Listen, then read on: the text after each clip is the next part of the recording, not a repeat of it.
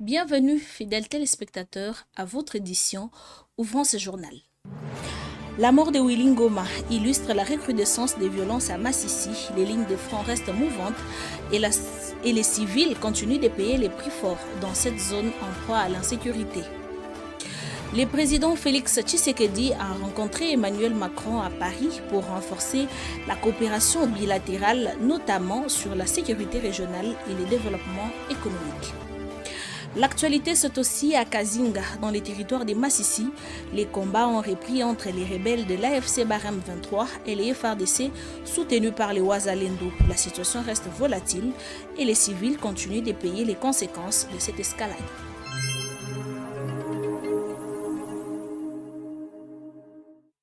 Encore une fois, bonsoir et bienvenue à cette édition, mesdames et messieurs. Nouvelle flambée de violence à Massissi le mercredi 25 février 2026. À Kazinga, les rebelles de l'AFC Barham 23 ont tenté de reprendre les localités au FARDC appuyées par les Wazalendo. La situation reste volatile. Reportage. Les affrontements ont repris ce mercredi en début d'après-midi dans les villages de Kazinga, situés dans le groupement de Nyamabongo 1, territoire de Massissi au nord Kivu. Selon des sources locales, les rebelles de l'FCM 23 ont lancé une contre-offensive pour tenter de reprendre cette agglomération, passée dans la matinée sous contrôle de l'armée congolaise appuyée par le Wazalendo. D'après des témoignages recueillis sur place, les combattants auraient attaqué simultanément plusieurs positions à l'intérieur et aux abords du village. Les échanges de tirs, d'abord sporadiques, se sont rapidement intensifiés. Des détonations d'armes lourdes et légères étaient audibles à plusieurs kilomètres. Kazinga, situé dans la localité de Bouchike, est devenu ces derniers jours l'un des principaux foyers d'affrontement dans le sud du territoire de Massissi. Dans cette zone stratégique, des lignes de front évoluent rapidement avec de villages changeant de contrôle en l'espace de quelques heures. Cette nouvelle tentative de conquête intervient dans un contexte d'escalade de combats dans plusieurs localités voisines après la perte de certaines positions rebelles. En fin d'après-midi, la situation restait confuse et volatile, faisant craindre une nouvelle détérioration sécuritaire dans cette partie de Massissi où les civils payent une fois de plus les prix des affrontements. De violents combats ont repris le mercredi à Kasengi dans les territoires de Massissi. Nous sommes au nord Kivu. Les rebelles de l'AFC M23 ont lancé une contre-offensive pour tenter de récupérer cette localité stratégique située sur l'axe menant vers Rubaya. La population civile fuit une nouvelle fois des affrontements. Reportage. Les affrontements ont repris le mercredi 25 février à Kasenyi, dans les territoires de Massissi au nord Kivu. Les rebelles de l'AFC Barham 23 ont lancé une contre-offensive contre les forces armées congolaises et leurs alliés Wazalendo qui contrôlaient la localité depuis dimanche. Selon des sources locales, les rebelles seraient revenus avec des renforts importants pour tenter de reprendre cette position stratégique. Kasenyi constitue un point de passage clé pour l'axe menant vers Rubaya, cité minière, considérée comme un de la rébellion dans la région. Depuis la mi-journée, des détonations d'armes lourdes et légères sont entendues dans et autour du village. La population civile, déjà éprouvée par des semaines d'insécurité, fuit à nouveau. Plusieurs familles ont abandonné leurs habitations pour chercher refuge dans des zones jugées plus sûres. Cette reprise des combats fait craindre une nouvelle détérioration de la sécurité humanitaire dans les territoires de Massissi, où le déplacement massif complique l'accès à l'aide. À Rubaya, la tension reste vive après des frappes récentes contre une position rebelle à Kishusha. De nombreux habitants redoutent une escalade dans les prochains jours. La situation demeure volatile dans cette partie de l'Est de la République démocratique du Congo. La mort de Willy Ngoma, qui fragilise la rébellion, intervient dans un contexte de recrudescence de combats dans les territoires de Massissi. Pendant que les affrontements se poursuivent, la population civile continue de payer les lourds tributs. Reportage de réflexion. Au nord Kivu, la mort de Willy Ngoma intervient dans un contexte de combats qui se multiplient dans plusieurs zones du territoire de Massissi. Un événement qui, au-delà de son impact militaire, ravive les inquiétudes d'une population déjà marquée par des années de violence. Sur les routes, de nouvelles vagues de déplacés continuent de fuir les affrontements. Des familles entières marchent pendant 2 heures, parfois des jours, à la recherche d'un lieu plus sûr. Dans les localités d'accueil, des pressions humanitaires s'accentuent. La disparition d'une des figures médiatiques diplomatique de la rébellion a certes déstabilisé les mouvements, mais elle n'a pas définitivement mis fin à la guerre. Sur terrain, les échanges de tirs se poursuivent et les civils restent les premières victimes de cette instabilité persistante. Pour beaucoup d'habitants, la question dépasse désormais les positions militaires. Elle touche à l'avenir d'une région où l'accès à la terre, à la sécurité et aux services de base devient chaque jour plus incertain. Dans ce contexte, l'abattement se met à l'espoir, lassitude face aux déplacements répétés et à la perte des biens et à la peur permanente, mais aux espoirs aussi de voir émerger des solutions durables capables de ramener la paix dans l'est de la République démocratique du Congo. Car malgré les combats, la vie continue. Des communautés s'organisent, des familles s'entraident, de voix s'élèvent pour appeler au dialogue et à la protection des civils. Au-delà des armes et du bilan militaire, c'est le destin des milliers de Congolais qui se joue. Et pour eux, la priorité reste la même: retrouver la sécurité, reconstruire et vivre enfin loin des bruits des armes. Le président Félix-Antoine Tshisekedi Tshilombo a rencontré son homologue français Emmanuel Macron au palais de l'Élysée pour évoquer la situation sécuritaire dans l'est du pays et la candidature de la République démocratique du Congo à la tête de l'Organisation internationale de la francophonie. Les détails de cette rencontre diplomatique.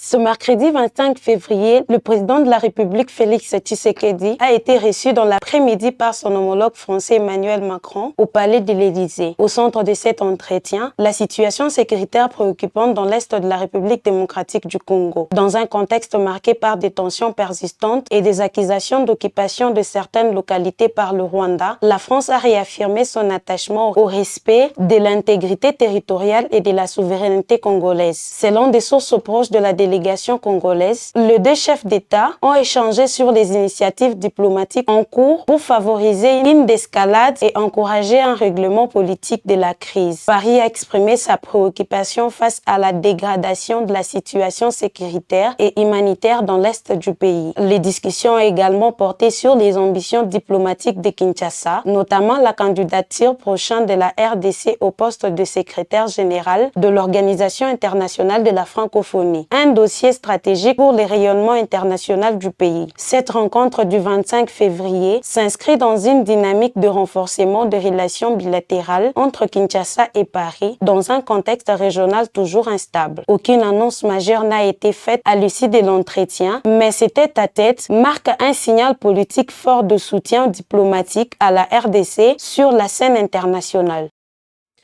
La cité de Ngungu, dans les territoires de Massissi, est confrontée à un afflux important de déplacés fouillant les combats de l'AFC-BA M23 et les forces armées congolaises appuyées par les Wazalendo. Sur place, les familles d'accueil sont débordées et les conditions de vie deviennent de plus en plus difficiles. Reportage. Dans les territoires de Massissi, la cité de Ngungu enregistre l'arrivée continue des familles déplacées, fouillant les affrontements armés dans les villages voisins. Hommes, femmes et enfants arrivent avec quelques effets personnels après avoir abandonné leurs habitations dans l'urgence. Au centre de la cité, ces déplacés sont accueillis par des ménages déjà fragilisés. Dans plusieurs quartiers, des petites maisons hébergent désormais plusieurs familles à la fois, rendant les conditions de vie particulièrement difficiles. La promiscuité, le manque de nourriture et la pénurie d'eau potable compliquent le quotidien. Les femmes et les enfants majoritaires parmi les déplacés figurent parmi les plus vulnérables. Pour l'instant, l'assistance humanitaire reste limitée. La survie des familles déplacées dépend essentiellement de la solidarité des habitants qui partagent le peu de vivres et d'espace dont ils disposent. Mais cette entraide communautaire montre ses limites face à l'augmentation du nombre de déplacés. Le besoin en vivres, en abri et en eau potable et en soins de santé deviennent de plus en plus urgents. Les autorités locales et les leaders communautaires lancent un appel à une intervention rapide des organisations humanitaires afin d'éviter une détérioration de la situation. À Ngungu, la solidarité reste forte, mais sans soutien extérieur, la pression humanitaire continue de s'intensifier. Une délégation du gouvernement central est arrivée le mercredi à Uvira. Nous sommes au Sud Kivu pour officialiser la réouverture de la frontière terrestre entre la République démocratique du Congo et le Burundi au poste de Kavivira et Gatumba.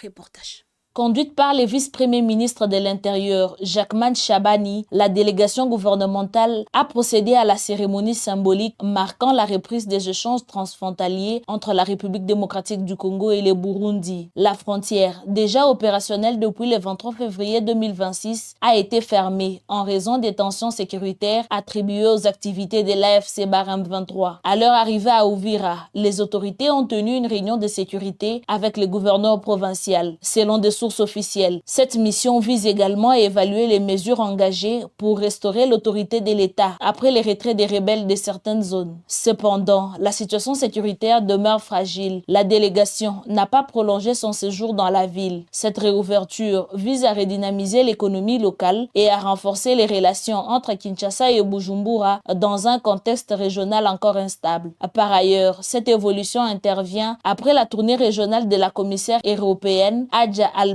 en mission dans la région de Grand Lac. Elle s'est notamment rendue à Goma, au Nord Kivu, où elle a rencontré différents acteurs du conflit. Mandatée par l'Union européenne, elle a appelé toutes les parties au respect du droit international humanitaire face à une situation qu'elle qualifie de catastrophique pour les populations civiles. La région reste donc sous haute vigilance malgré les signes timides des reprises diplomatiques et économiques. Le gouvernement provincial du Kasaï oriental a résilié les contrats de réhabilitation de la route nationale numéro 1 jugée insatisfaisant. Une décision annoncée en Bujimaï alors que cet axe routier reste crucial pour l'économie provinciale. J'y arrive. Reportage. Le gouvernement provincial du Kasaï oriental a décidé de mettre fin au contrat liant l'office de route à l'entreprise JMC, chargée de la réhabilitation de plusieurs axes stratégiques dans la province. L'annonce a été faite en Bujimaï à l'issue d'une réunion du Conseil des ministres provinciaux. Au centre des préoccupations, les travaux réalisés sur le corridor Katende-Lac-Munkamba, un tronçon important de la route nationale numéro 1, axe vital pour la circulation et les ravitaillements de la province. Selon les autorités, l'entreprise devait élargir et moderniser la chaussée afin de fluidifier le trafic et renforcer les échanges économiques. Mais sur le terrain, les critiques se sont multipliées. Des habitants du territoire de Kabea-Kamwanga ont dénoncé la qualité jugée insuffisante de travaux, estimant que la route reste difficilement praticable, surtout en période de pluie. Face à ces manquements, l'exécutif provincial a opté pour la résiliation du contrat, une décision qui vise, selon les responsables, à garantir des infrastructures plus durables et conformes aux attentes de la population. Les autorités se veulent toutefois rassurantes. Le chantier ne sera pas abandonné. Des études techniques ont été menées par d'autres partenaires en vue de sélectionner rapidement un nouveau prestataire. Le désenclavement du Kasaï oriental demeure un effet. Le désenclavement du Kasaï oriental demeure en effet une priorité. L'état de la RN1 conditionne l'activité économique et l'approvisionnement des Mbujimaï, cœur urbain de la province. La relance des travaux est désormais attendue dans les prochaines semaines. Tout passe, tout coule, rien n'est éternel. Mesdames et messieurs, merci pour votre attention. L'actualité, c'est demain avec Rose Mouaouka. Merci de nous avoir suivis. À très bientôt.